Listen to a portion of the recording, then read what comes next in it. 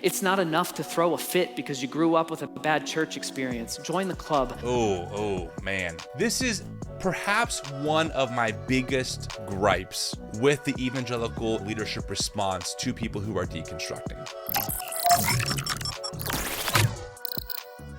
Hello friends, welcome back to another YouTube response video. My name is Tim Whitaker. I am the host of the New Evangelicals podcast and the creator and facilitator of the nonprofit organization called the New Evangelicals. Shocker, I know. I wanted to share another video that I found on Instagram. Someone actually sent this to me, so if you have videos you want me to respond to, feel free to DM them to me over on Instagram. That's where I'm the most active. This video comes to us through Flatirons Church in Colorado. They're a mega church. They have 5 campuses, and this pastor, his name is Ben Foote. This video I thought was interesting, and let's just get into it. It's about 1.5 minutes long, so we'll kind of go through it back and forth, and we'll respond to it. So buckle up. Here we go from the beginning, my friends. The only thing that makes me sad about this deconstruction surge right now is the people who are asking, you're asking great questions, you're asking fantastic questions, but you're not seeking answers.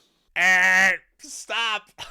Ben! Okay, I'm going to make some assumptions about Ben. Ben gives me the vibe that he grew up in evangelical church culture. And again, I don't know this, okay? This is just me totally spitballing. If I was a betting man, I think Ben grew up probably similar to me, committed to Jesus, and found a career being a pastor. And that's great. I reject this notion that people who are deconstructing are asking great questions but not looking for answers. How I would phrase this is that many people who deconstructed, and by the way, deconstruction is an explosion. It's not a movement. People go in all different directions when they deconstruct. Let's keep that in mind.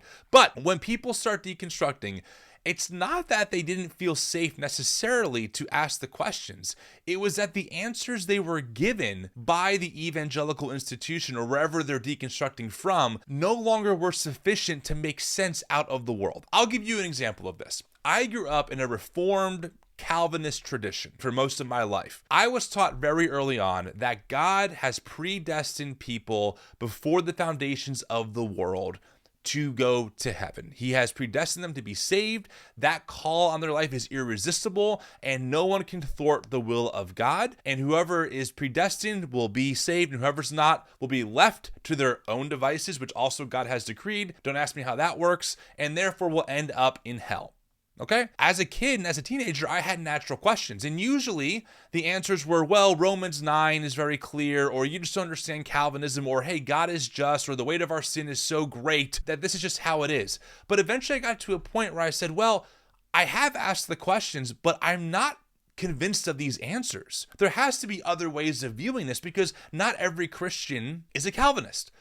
Right? Luckily, I found other answers. I found people at the time, for me, someone like Leighton Flowers, who runs the podcast Soteriology 101. He really helped me think about what it's like to be a Calvinist and then actually be more convinced that maybe that's not the best answer to some of these verses. So I rejected this notion from Ben that we just weren't looking for answers. We were no longer content with the answers that we were given. Again, we always want to humanize the person we're critiquing. Ben's made in the image of God. We're not here to make fun of him or to dehumanize him, but I'm kind of frustrated that this kind of reason from someone like Ben, I've heard more often than not from pastors and church leaders. I just don't know how they see it that way. It's not enough to just be pessimistic and challenge everything. That's actually not bold and brave. I think it's kind of brave. We can put this in history. Martin Luther, according to the Catholic Church, seemed pretty pessimistic and was challenging everything to the point where the Catholic Church tried to literally kill the guy. So I think this perspective, it depends on where you sit, right? If you're maintaining the power structures that be, yeah,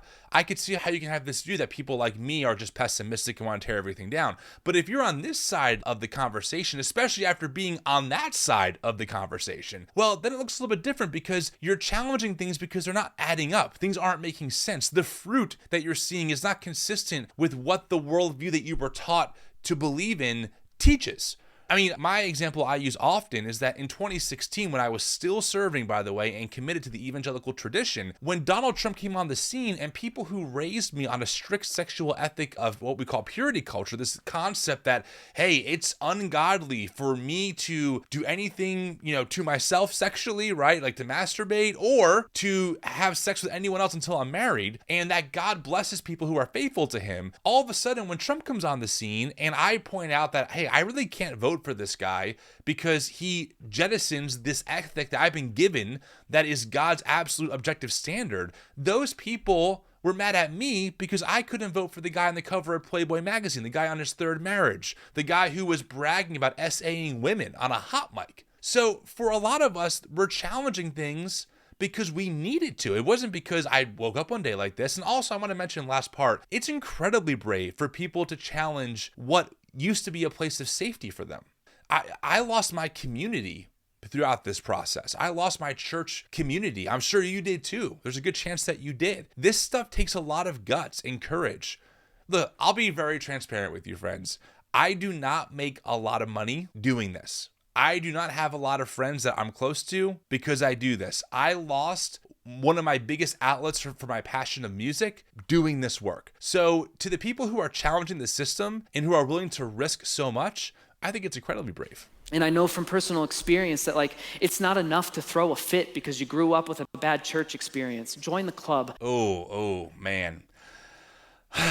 This is perhaps one of my biggest gripes with the evangelical institution and the leadership response to people who are deconstructing. It comes across callous. Let me be clear about something. I'm pulling this clip because they posted this clip like this. Maybe Ben would tell me, oh, there's context to the sermon. That's fair, but you posted this way, so we're responding to it this way. We're assuming what you say here is what you mean. And unfortunately, I have only heard too often from people who claim to be shepherds of people, very uncharitable and ungraceful takes when it comes to legitimate church hurt. And we've covered this on our Instagram, on our TikTok, on our podcast extensively. The amount of harm that evangelical spaces have done with no accountability. I mean, one classic example of this is the SBC, the Southern Baptist Convention, the largest conglomerate of evangelical churches in America. I think right now they represent something like 50,000 churches, and that's after they lost over 1 million people last year. It came out 2 years ago that they were covering up on the highest level decades of SA, of abuse. They were minimizing it and they were hiding it. Those survivors are real people who exist. Sometimes people get gaslit by their pastors. Sometimes people get emotionally manipulated by their pastors. That really hurts. So it's not just throwing a fit. We're not leaving our churches, Ben, because the color of the carpet was blue and we want a red, or we don't like this song. We want people to play this song. I'm sure that happens, but usually those people don't create social media accounts or get very loud about what happened to them. So this take from my vantage point of, well, hey, join the club. We've all been hurt. Well, there's different degrees of hurt, right? If you stub your toe versus breaking your femur, that's different degrees of you being injured, and they warrant different responses. And right now, from my vantage point, and I talk to people every day in my DMs, usually hundreds of them, I can tell you with a very straight and sincere face that the people, at least I'm talking to, people that are part of this deconstruction explosion from evangelicalism, they have legitimate stories of real hurt, and worse, these leaders are not accountable. Mark Driscoll is still preaching. Johnny Hunt from the SBC, who was found in the report to have a credible accusation of him SAing another pastor's wife, is still being invited at some SBC churches to speak today. John MacArthur, who covered up essentially one of his own pastors who was abusing his children. He protected the man over the wife, shamed the wife when she left her husband. It came out later on that man was also SAing his own children. He's now in prison for it. John MacArthur is still preaching. So don't tell me that we're just throwing fits as if we were just uncomfortable because you said something that we didn't like. It goes way beyond that, way beyond that. All right, let's put that all aside. I really want to hear what he has to say. I guess I'd say if you're really wrestling through doubt and you're wrestling through deconstruction, here's the thing I would beg you to hear right now. Please at least follow the logic that it would be foolish for you to trade blind faith in Jesus that you... Okay, let's stop right there for a second, because a lot of us were given a version of the Christian faith that was blind. in some ways, but also was just uneducated, was kind of anti-intellectual regarding what the Bible even is, ways to interpret it, and also what we do with it afterwards.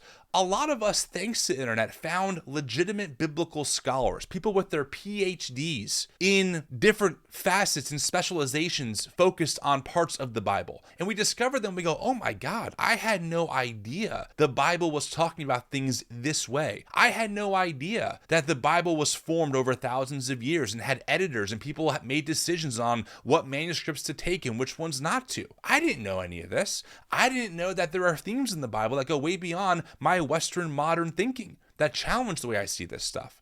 So I would argue that a lot of us have traded a blind faith for an informed faith through the work of people who have given their lives to understanding the history of the Christian tradition, the Bible, and certain theological paradigms that have helped us make more sense of our world today that American evangelicalism is not able to give us, frankly. I think if Ben and I were having a conversation, we probably have a really healthy conversation. But I think what I would say to him is like, dude, sometimes people in this like evangelical world are in a bubble. You're in a theological bubble, you're in a cultural bubble, and this is all you see. And I know that because I was in that bubble. I was an all-in volunteer for my entire life from age 8 to like 3 years ago on every level. I was an usher as a kid with a suit and tie at my little Reformed church handing out bulletins. I did the youth group. I did VBS. I worked for parachurch organizations. I did the mission trips, plural, long-term, short-term. I helped plant churches. I did the worship team. I've done it all. So I know how insulated you become when you're part of this world. A lot of us were there, found ourselves all of a sudden beyond the boundary for whatever reason, whether it was how we viewed certain political ideas or certain theological realities that we just disagreed with. And all of a sudden we go, wait, there's a whole world of Christian thinking beyond this basement that I grew up in that its gatekeepers only taught me was the only way to be Christian?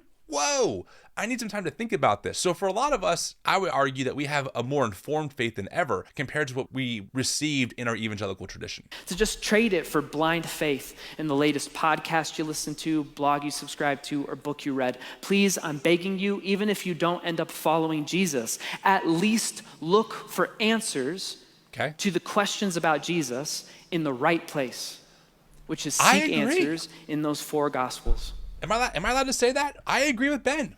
1,000%. For a lot of us, that's why we walked away from the evangelical representation of Christianity. I don't know how you read the Sermon on the Mount and think right-wing talking points about how Jordan Neely, the man who was murdered on the subway, deserved it. I don't know how you do that. I don't know how you read Matthew 25 and think, oh, well, we really can't extend our social programs to help the naked and the vulnerable because socialism. I don't know how you read love your enemy and then say that people who are not like you are demonic. That's exactly the point. I agree with Ben. A lot of us read the Gospels and went, wait a second, something isn't adding up here. It's just not adding up. And that's why we left or we were forced out. I have stories from people who were on staff at churches, said something like, hey, I think Black Lives Matter, and literally were fired. I have that actual story in my inbox. We're literally sent a, hey, thanks for your time, you're done here. It's like, wow. These kinds of videos are important to respond to because these churches are incredibly powerful. They are really effective at shaping narratives. And I think that this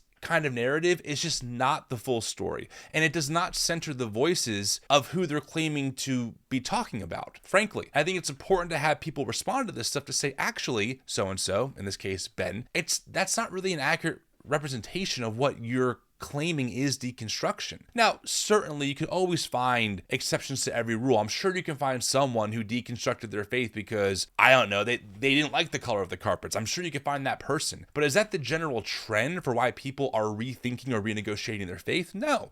And listen, some people do leave the Christian tradition. Some people walk up the basement, see that they're still in the house of Christian thought and go, where's the door? I can't be in here. But a lot of us, especially in the work that I operate in, we are just simply above the basement in the house. We're going, holy moly, there's so much for us to explore. There's so much for us to think about that is so different from the paradigm I was given. I need time to sit and think and also reflect on my church experience as I start navigating better paths forward. So put bluntly, many of us were having a crisis of theology, not a crisis of faith. And listen, if Ben ever sees this, Ben, you're welcome to come on the podcast. I will gladly talk to you in person. I believe in good faith conversations. That's why I talk to people like Sean McDowell or even the Honest Youth Pastor on my podcast. I wanted to respond to this because I don't think this this is really a great take on what it means or what it's like for someone who's deconstructing. That being said, friends, thanks for watching. If you like this video, feel free to like and subscribe. We are a nonprofit organization. That's how we do this work, completely paywall free. If you want to donate, the link is in our bio. And if you like this shirt, you can get that also at the link in our show notes down there. Talk to y'all later on.